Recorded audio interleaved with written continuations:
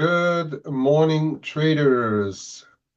We are Wednesday, 26th of February, and we are ready for another flow show. Thanks, everybody, for joining me today. Ryan is off for a day, so he will be back tomorrow. So I'll be your host for this session. Let's straight away kick off with what's been said and commented upon yesterday and overnight. And we start with for a change in the UK, because that was the earliest comments that we had. Starmer was on the wires yesterday, and he was talking about this new defense budget.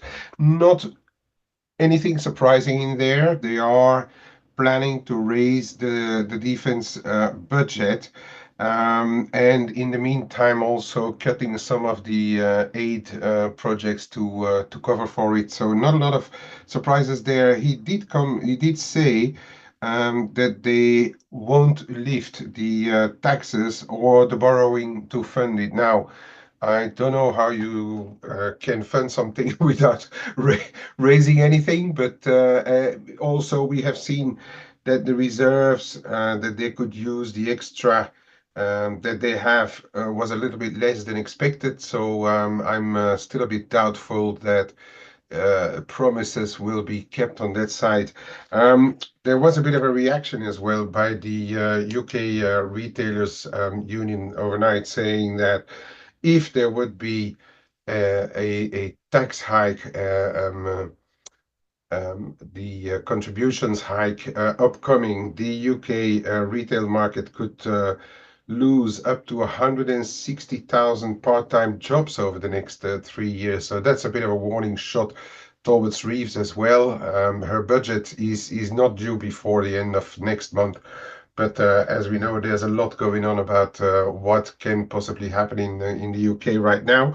So I wouldn't completely dismiss all those chatters that there are coming right now, well ahead of the budget, because there could be a bit of stress coming there. Also, what on the tariff front, then Scheinbaum, Mexico's Scheinbaum, said that they are working on, but still have no date confirmed on a call with Trump. She expects them to close a deal, a trade deal with the US before next Tuesday. But as we all know, Trump should be deciding upon tariffs over the weekend, so she may be a little bit late with her personal deadline. For that, we will need to see what Trump does. And in the meantime, the Mexican peso has been still offered on the defensive, but the main one that has been sold yesterday, and that is due to incessant pressure from virtually all US officials now, is Canada and the Canadian dollar, which saw a pretty decent leg lower yesterday. And that somewhere kicked off. We broke through that 142.70 level on the dollar Canada when Navarro came up on the scene. He's one of the White House trade advisors, and saying that the tariff negotiations with Mexico and Canada are still ongoing. They need to stop fentanyl. And if there is no progress on that side, tariffs will be put into place. And then there was this kind of an addition with coming from the White House, and officials saying that they are thinking about taking Canada out of the Five Eyes military um, coalition, should I say, that they have with other countries, under which UK, Australia, but also and especially in this case Canada is part of. And when those comments started to hit, also helped by a break lower, I guess in oil, all of a sudden dollar Canada started to take off, break that level, and we are now in a gradual move here higher on the dollar Canada. We'll have a look at that on the charts a little later. But the situation in Canada, we were thinking that the Canada situation was going to be more easily solved than the Mexican, but now the Canadian dollar has caught up with the Mexican peso and is under the cush. Furthermore, Besant was on the wires yesterday, and he was talking at the Australian embassy, and he was cautioning a little bit, putting a bit of caution under the on the U.S. economy, saying that it's brittle due to the Biden spending policies and the job growth in recent years has been concentrated in government and adjacent bodies, and that the private sector has been in recession due to the Biden policies as well. And he says the aim of the government right now is to re-privatize the economy. And when they will be able to do so, he thinks that the confidence in also the fiscal programs that the US government is putting in place will see the term premium on bonds contract. So he was talking about that economic side. And then he said something about Australia. He also said that they have confidence, and Australia is one of the preferred partners for now. So the Aussie dollar got a little bit of a lift there, but then the market quickly turned that around, or at least lost confidence, because we know since he was talking at the Australian embassy, it could have been just some gentle talk there, but we also know that U.S. policies right now are very much looking inside as opposed to looking outside and being very nice to the partners. So that support that the Aussie dollar got lasted for a few hours, but we see now that this support is coming going away a little bit. Um, We also had comments out from Iran, to stay on the geopolitical side, saying that they will not talk to the US on nuclear issues, but they will talk with China and Russia. And there was a bit of a line this morning saying that they were even talking to Europe. So Iran wants to rather turn its back to the US and talk with other countries, other blocs when talking about the nuclear issues. What's next? We had a few We had a few ECB commenters as well yesterday. We had ECB Stornara saying that it's too early to discuss the pausing in rate cuts, and they are still in restrictive territories, where Schnabel, Germany's Schnabel, rather said that she wants to be cautious on the further rate cuts, that we may not be far from leaving restrictive territory. That's a bit in opposition to her colleague Nagel, the other German member, and he sees more cuts because he thinks the inflation is now under control. So that's a bit interesting. We were talking about this divergence again creeping up between the hawks and the doves. That's going to give food for discussions over the next ECB meeting, obviously. And then we move over to what's been signed. The expectations were for Ukraine to sign a deal on minerals. It's a softened version of what Trump originally proposed. Now they rather go into a joint venture, a 50-50 kind of venture regarding those minerals, gas, and what else not. Um, it is some sort of a positive, but it's not signed yet. Zelensky is expected to go to Washington on Friday to sign this deal, but there are very few details in the deal about what's going to happen to protection, because we know that the Ukrainians wanted to um, have a deal, a global deal, which would comprise those minerals with the US, but also a deal on protection, and that those details were not very clear. So I suppose we will hear more about those in the next upcoming days. Staying in Ukraine, we know that France and the UK had proposed to send some peacekeeping forces into Ukraine for when a peace deal would be signed. Well, we just had the Russians comment on that. Lavrov was coming out saying on the possibility of EU troops deployment in Ukraine after the conflict, we don't consider any such options. French and British idea of sending peacekeeper into Ukraine is aimed at further fueling the conflict.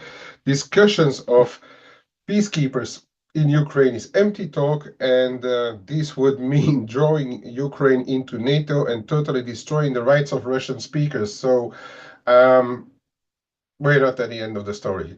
As much is clear. We are really not at the end of the story. The situation is still fluid, in my opinion. We still need to wait what's going to come out of it. We do have the impression that somewhere these direct negotiations between the US and Russia may lead to something, but is it not also watering down the strength of the negotiation side, especially by the US, and leaving Europe out of the frame is not really a big positive either. So I still think we need to wait for every piece of the puzzle to fall into place and then form a real idea about what is going to happen with the Ukrainian situation. What else is happening? Okay, there's lots of talks about this Trump-Mar-a-Lago deal and where they are going to try to weaken the dollar, put rates lower, have this fiscality in place and stuff. I mean, there's a lot of market talk, but before it really happens, it is not out of the question. I'm not saying this is not going to happen, and it's been talked about from well before even Trump got elected that that was the plan for the big 2025 plan. Um, Yesterday I was speaking on Face as well that I think there may be a bit of an inflection point coming. Is it part of the market tradings right now, thinking that this deal could come to fruition? There is probably a part of it hanging around in the market, but I think if the dollar turns around, it may be for different reasons as well.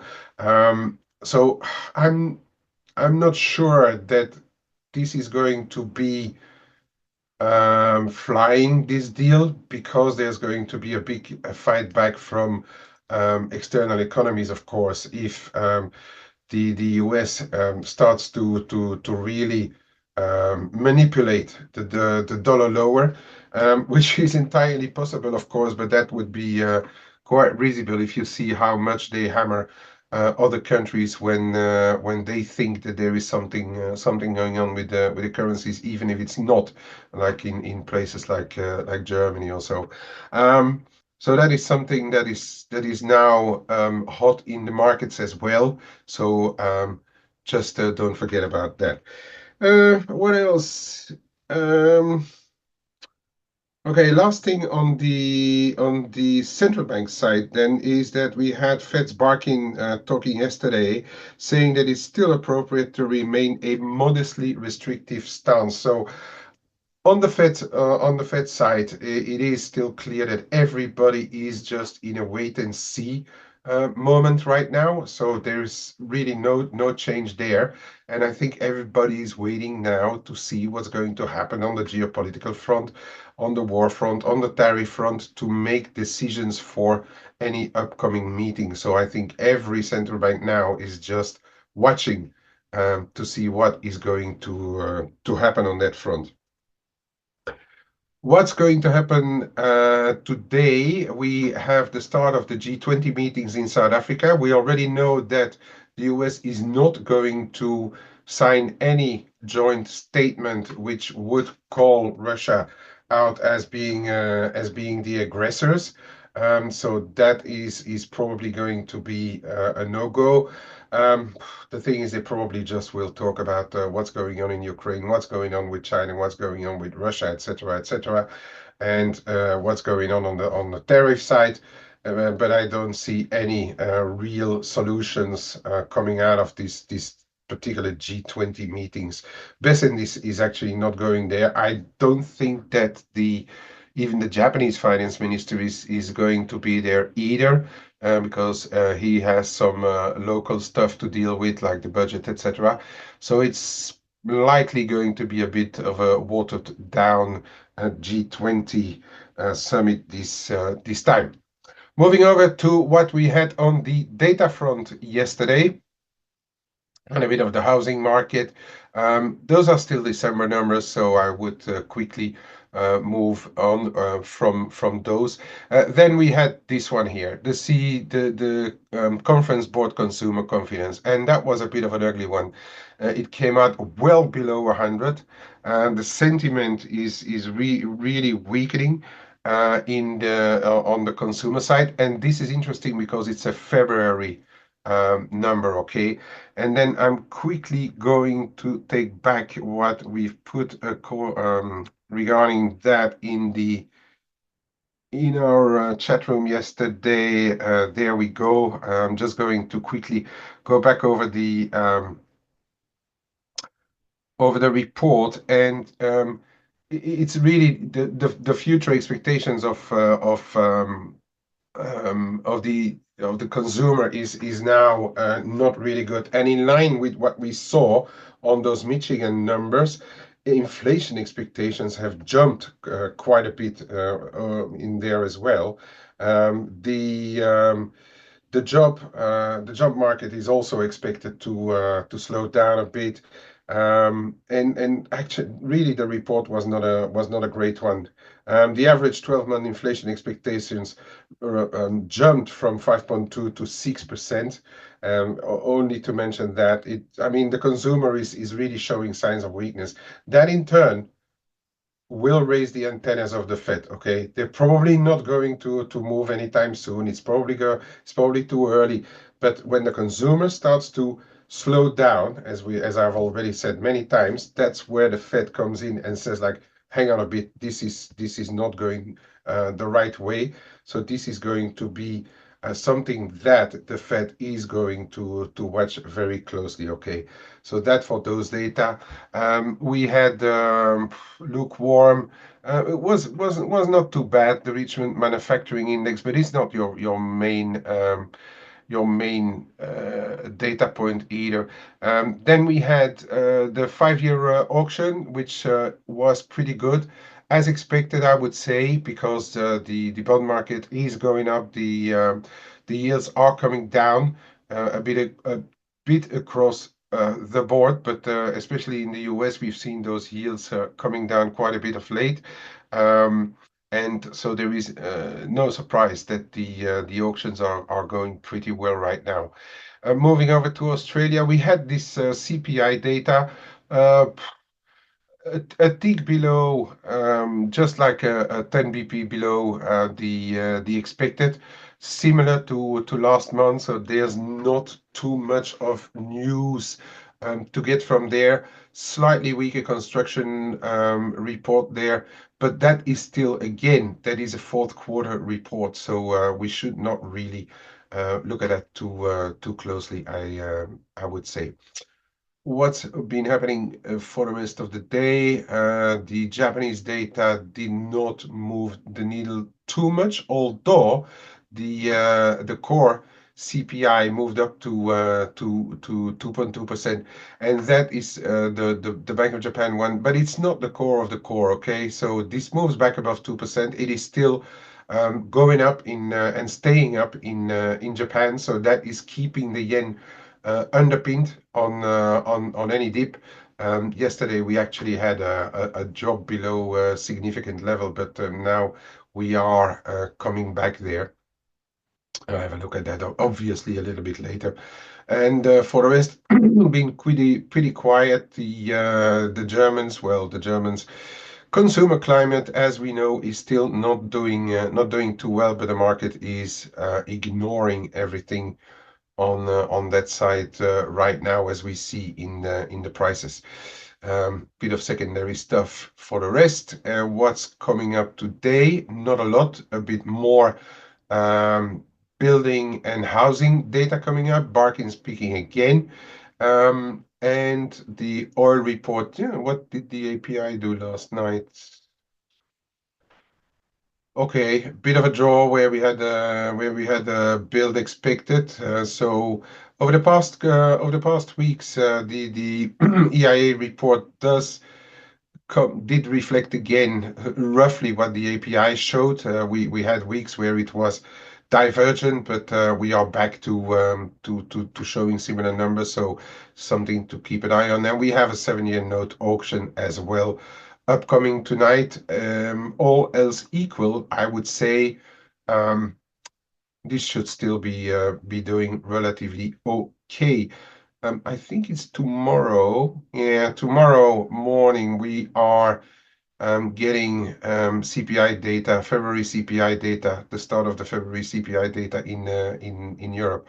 Okay, um, let's move on to what's happening on the prices side of things. First thing that I need to precise is today we are trading value date end of month, so month end is kicking off for good.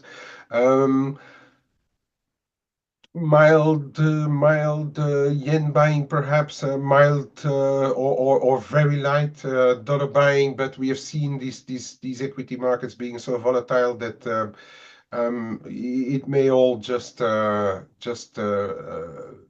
by and not see too much. But I would suspect that the yen buying may be prominent and perhaps is already what the market has been trading. But we are trading value date end of month. We will see this afternoon if the US corporates have a bit of dollar shopping to do. That may see, as I said, a bit of dollar buying, but it all remains to be seen. The last few months, it has been quite random, so I'm not going to bank on it too much. But if they would come around, I may use it as an opportunity to perhaps sell a few dollars. Maybe even in the euro for once. I'm still not a big euro fan, but the euro is showing signs of starting to keep levels, and I'm really thinking about this 104.5, for instance. In the meantime, we are still trading this range 104.50, 105.30s. As long as we don't break outside of them, the range is what we should be monitoring. And obviously, if ever this week, next week or so, we would break above this level, then we will have a closer look at what's happening at 106, where really the 106 figure 15 is where the euro dollar should cap, or a break above would see a much deeper move unfold. I think a much bigger move to the top side unfold. But before that happens, and in the intraday, we are still watching those ranges and we are still not breaking out of them, so we will respect them. Moving on to the sterling, there we are in what I would say a 126, 127 range, in between a few levels, 126, 30, 40, 126, 80. This is the tightest one.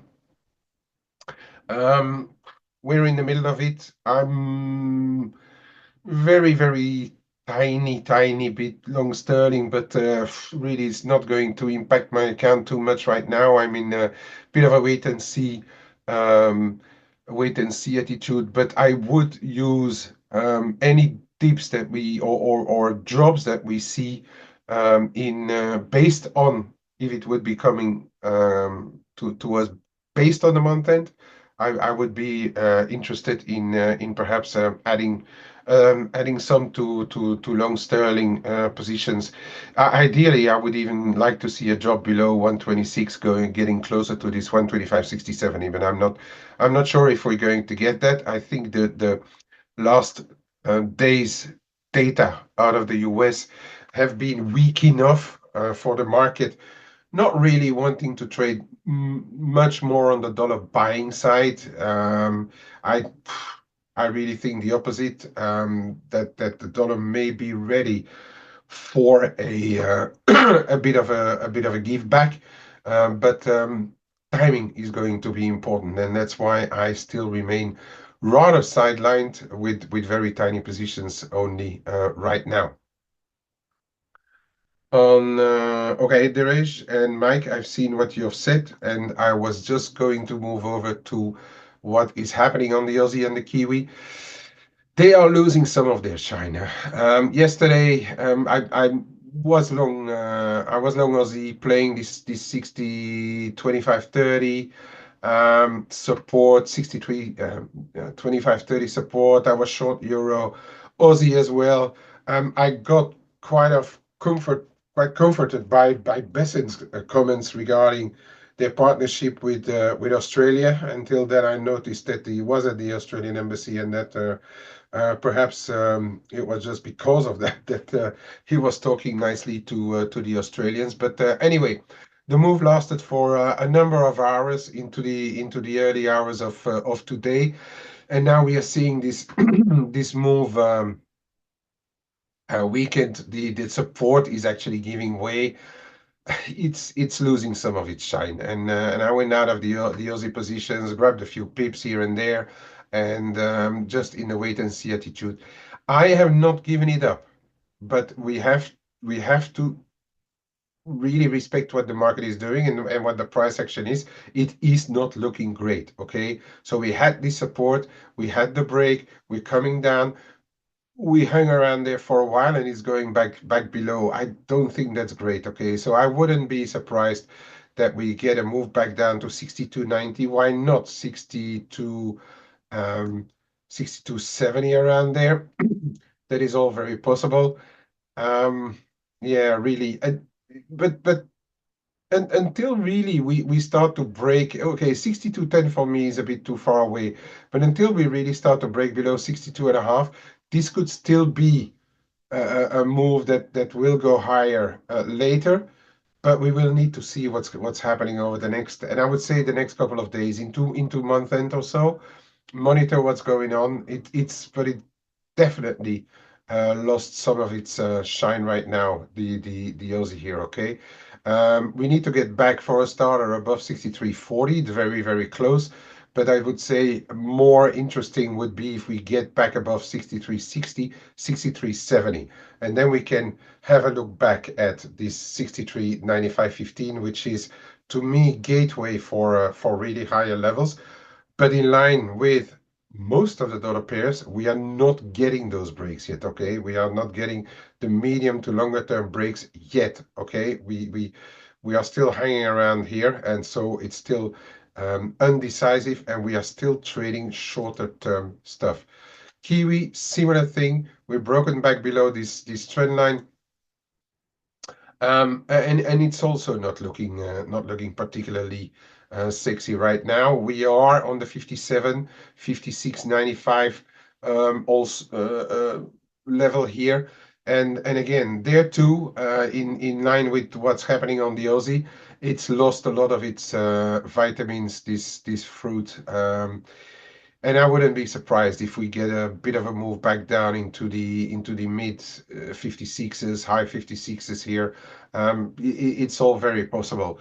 We are going to need a fresh impetus for those commodity currencies to get going again. It all looks a bit fragile to me, right?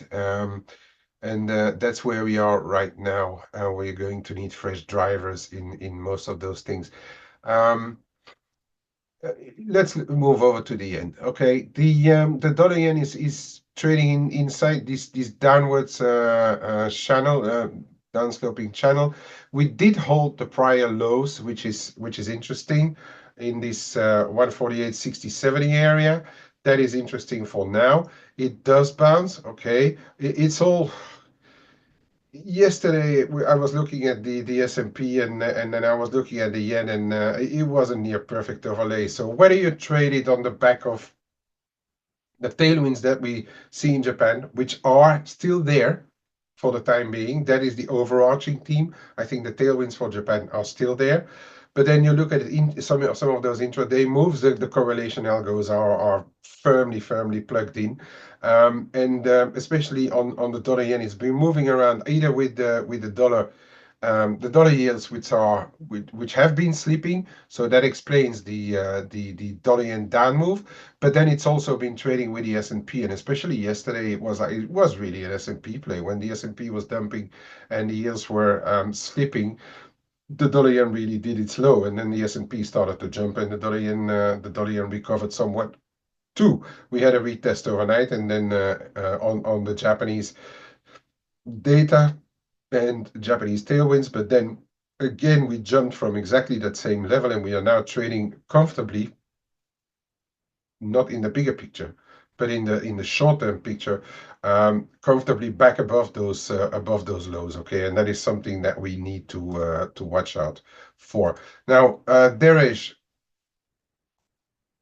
bigger picture is still unchanged. Okay, for me, the big support zone here is 155 and a half, 156. But we if you look at the bigger picture, then we are not running too far away from that zone again. Let's not forget that the yen is a volatile currency, so we are having to allow for swings which can be like 1%, 1.5% on a day. It is possible, okay, but the bigger picture is still negative for me at least. We are not getting back to 157.90, 158.40, which I was hoping for, to get a look back at this prior low, this prior spike high. I was looking for a move like this to perhaps lean in it, or a bit higher to build a bit of a short-term position, a short position, sorry. But then on the intraday, it's perhaps more interesting because since the start of the week, really, every time we bounce back to 157, 157 and a quarter, we're already running into trouble. Now we're trading back at around 157. Again, I repeat, I mean, euro yen, don't look for 15, 20 pips moves, okay? That thing moves 40, 50 pips at a time. It's not something where you play for really ticks and stuff. It is really a bigger mover, but we have to note that every time we get back up to that level, we are already finding sellers. Okay, it is going to depend likely on what's happening in the S&P perhaps today. So keep an eye on that one. But just know, and again, I mean, month end models have been random of late, or have been front ran of late, as we saw last month. Last month, the month end models were correct until the day before, the last day of the month. So, and then we reversed a bit on the last day against the what the models were calling for. So that means that the market is pre-hedging. That even the asset managers, they now use more than just one session to do the month-end flows. So those month-end flows, they come in several legs instead of one go on the last day of the month. But we have to note here, to come back to the euro yen, that we are already finding offers in the 157 and a quarter zone. Okay, so that is your intraday level to watch. If we get up there again, which it seems that we are going to get another try, we may again find those sellers. Um, just levels wise, not flow wise, I think there is a possibility for this to go a little bit higher, but know that it's one of the calls of month end that we should find euro yen sellers. So this makes sense that we see those sellers on rallies. Okay, and there is. Um, Moving over to one of the big movers yesterday once more. And I also put in this cloud here because we did on this move earlier in February, we came quite close to the bottom of the cloud. We are still inside, and now we are moving back towards the top end of the cloud. Okay, so this is for people who are watching those things. We are also turning around, and now we're actually breaking above the 55 DMA, which today comes in at 143.30. So that still shows us that the Canadian dollar is very much under the cush, and that for several reasons. Trump calling for the tariffs to be put in place. Navarro and I think somebody else was on trying to hammer the Canadians as well, surrounding that Five Eyes military coalition, or yeah, joint venture between with Canada in the mix, um, calling for them to be kicked out as well.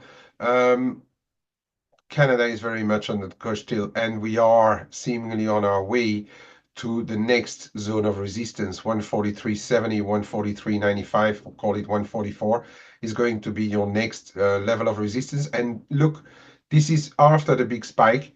The last couple of highs have been in this area, 143.65, 143.80. So this is a relatively important zone we are heading towards, okay? So watch this for further development. Watch, of course, the future comments on tariffs on this Five Eyes thing. It could it could decide upon the direction of the Canadian dollar. And also, as I said, it has not been helped by what's happened in gold.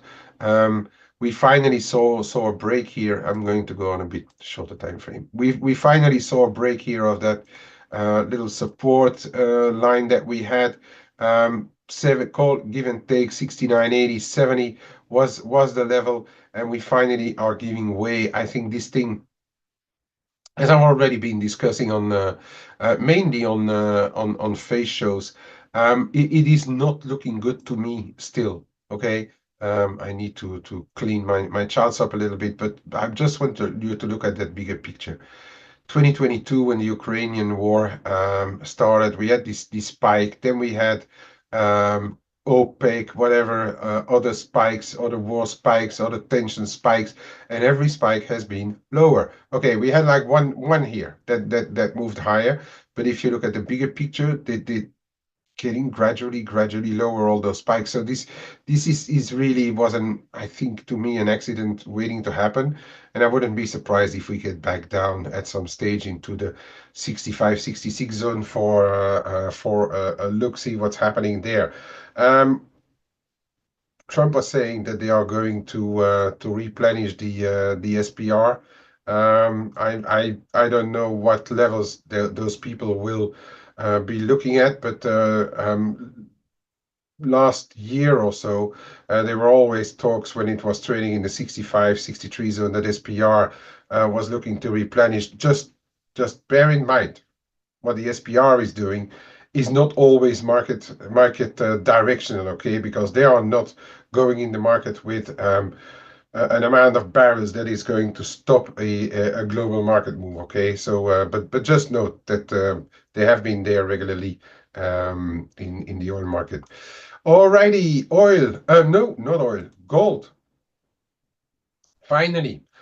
Finally. I was waiting for this move to happen over finally get a little bit of a washout. I secretly hope for 28, 50, 60. It is still possible, but we are now finally giving up some of this extreme bullishness in gold.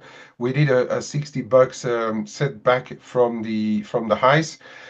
We came close but no cigar to a bit of support around here, low 2880s. But as I said, I'd love to see a move down here and then see if there is a case for getting back in. So that would mean the shorter term trend line break, okay, from the start of 2025. I'd love to see a bit of a washout here, bringing us back to 28.50, 60, or even in the 28.30s, and there I would get interested again. There was a good call from one of our traders in our chat room yesterday regarding gold, that the washout came as the equity markets were dumping a bit, and it is possible that some of the gold longs, the speculative gold longs, I'm not talking about central banks, etc., but the speculative gold longs use some of the profits in gold to hedge against the drops in their long portfolios on the equity market. It's something to ponder. It can be part of flows indeed. Okay. But again, to me, I'm still on the sideline. I'm still thinking that a bit of a deeper setback is possible. But globally speaking, I have not given up on my long view. But this is perhaps a time to be a bit cautious on the gold long trade. Okay, so that for gold, silver as well gave back. We're back through that 32, 30, 50. We're also, but this was a fragile one. I think I'm going to, perhaps I'm going to have to change this one to a more reasonable. But no, it's not for my liking. Silver came back to a bit of support after having broken successively through this 32, 30, 50 zone that I've always been watching. Also 3180 give way. We are trading around here. We came close to this support here, which is 31 and a quarter. As we know from face dailies looking for much lower levels to re-enter. I don't know. I will have to see because setbacks okay, but and then as we don't know yet exactly what's going to happen, but a more positive outlook on stuff like wars or geopolitics may see support in silver coming a little bit earlier. As you know, I'm always saying like for silver to outperform gold, we need a better global picture. It may just be that we are going towards a better global picture. Whether it's a psychological, whether we agree psychologically with it or not, and as we have said yesterday as well with Ryan, we have to look at the world through trader and money manager eyes, and whether we psychologically or yeah, agree with everything that's going on is a completely different subject than what money is doing, okay, and what the flows are. And again, if the market judges that we are in a more positive environment in globally, still to be seen, but then something like silver is probably going to outperform gold, okay. And then lastly,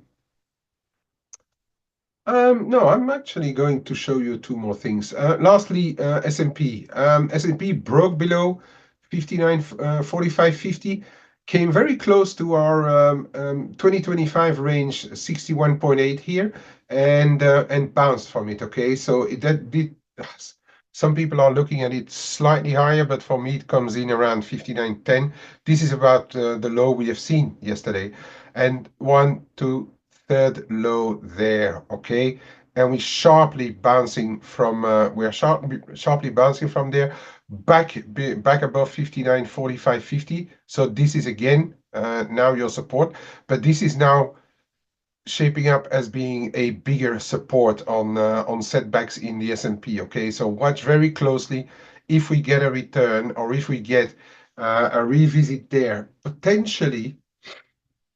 I'm not going to say it's really going to happen, but potentially, who knows, over month and rebalancings also that we're going to have another look down there and we hold again. Beware of the next move. Okay, it could be that we jump again here. And last one, Swissy. Sorry, as I showed, I think that Euro Swiss was not looking too great. So that is usually testifying of a bit of strength in the Swiss franc. Also there, we had this January move in the dollar Swiss. Okay, a bit of a pause here. Then we had a bit of a setback, and then we started to move higher again in dollar Swiss. We just nearly tagged the 61.8, and it's also levels that have been traded on the way up. Okay, so 61.8, 89.10 on the dollar Swiss. This is something interesting to keep an eye on. Give and take, I would say 15, 20 pips as well, always. If it would break, then we come back into this congestion zone, but it has not broken. So we do respect that level, okay. Intermediate levels here, 89.65. Where are we right now? We're trading around 89.5, so not too far away from there. But I would say that really the zone here to get back higher is the start of it would be seen anywhere between 90.05 and 90.20. Okay, that is now my relatively big resistance zone in the short term on the dollar Swiss. And with that, ladies and gentlemen, I'm going to call it a show for today, and wishing you all safe trading for the rest of the day. Bear in mind, there's a couple of things going on, value data end of month, so don't be surprised if anything comes out of that over the later London fixing later this afternoon. Thank you all, and we talk to each other again tomorrow. Hey traders, this is Blake Morrow with ForexAnalytix. Thanks for stopping by our YouTube channel. Don't forget to like these videos, share them, and subscribe to our channel so you don't miss any of the content that we provide here for free. Thanks for stopping by. I'll see you in the next video.